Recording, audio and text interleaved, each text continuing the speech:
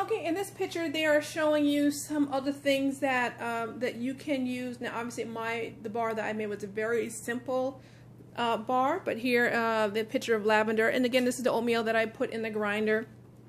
You can use cornmeal. This part here that talks about all the different colorants you can use, and showing that depending on the color you use, how you can get different colors. And the bar of soap here is a picture of the different fragrance oils you can use. Can you use essential oil? You can, but understand that essential oil is very fragile and more than likely will get eaten up by the sodium hydroxide, and you would just be wasting your time. Again, here's a picture. I think it's lavender oatmeal. This might be some sort of flour, and then the oatmeal.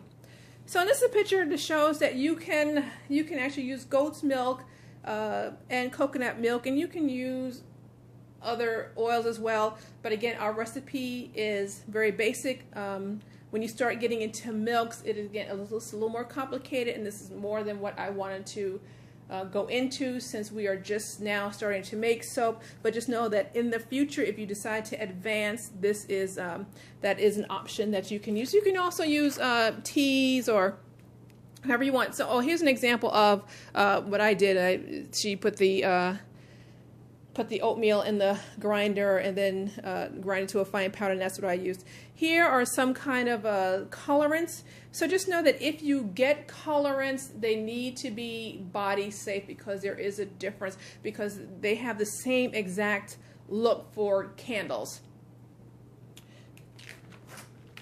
So here, actually, they just show you how they did that. Again, we weren't doing that at this time, but just so you know that the bar includes this, and it shows you different things. Like this person, they made a bar, then they cut it up and they put it in the next bar. But again, that's more in advance. But I just want to show you some of the options that you have. Here's colorants, and they show you how they do the colorants. So I'm going through this quickly because I just want to show you what some of the other things that are in the book that I am not going to cover, since we are doing just the basics. So again, they use the wood mold, but then you have to fold the wax paper up to fit, and I didn't want to have to do this. And this is just another option of how they made the soap a different color. This there gives you a recipe. There are plenty of recipes that are actually free online. Rebatching is when you take you make a soap, and then you grind it up and make it into another soap. See, you use a food grater, and then you grind the soap up, and then you put it in the pan, and then you kind of recook it again. And I don't really like how they come out, but again, say for instance, if you have a bar that's seized, there's a possibility that and it came out kind of chunky, you don't like it, you can maybe rebatch it and try to save the batch. And that's what they're doing here in the crock pot. They took it, they made it into the shavings, they put it in the crock pot to cook it some more to make sure it was done, and they made little balls with it. Okay, so say for instance you have made a couple of bars already, and you are ready to proceed to creating your own recipe.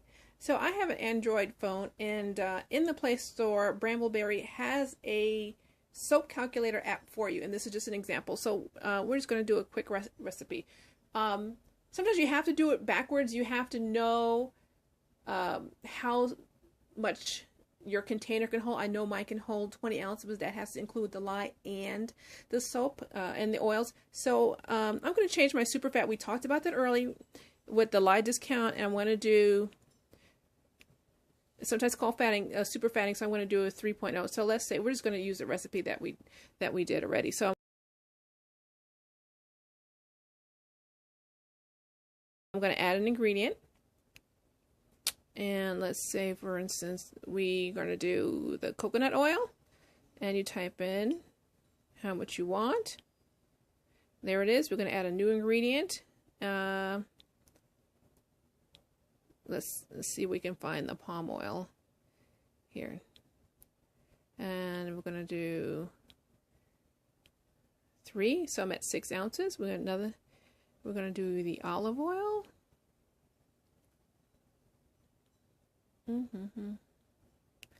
Olive oil. Let's say, for instance, we're going to do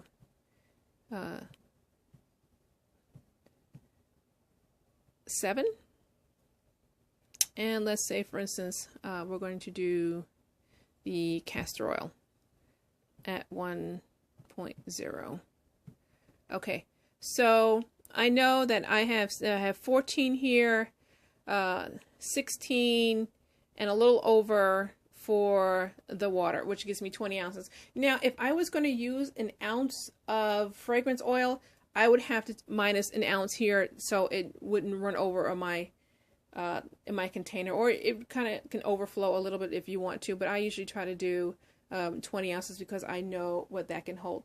So, and then you can just label your recipe, and so that's just an example. No, I don't want to save that. And so they actually come, you actually have an opportunity to save your recipes. So some of them, I saved some of them, came already. See, here's one for a shampoo bar.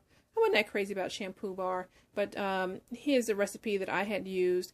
And just be aware that if you decide to do a shampoo bar, that the super fatting actually should be 8 because you want a really soft bar. But again, I know this is going beyond what we were talking about, but I know some of you are enthusiasts and you want to just go ahead and jump in once you get the hang of it if you like soap. So here's just an example of how you create your own soap, and here's a calculator already made for you. Okay, I think that's it.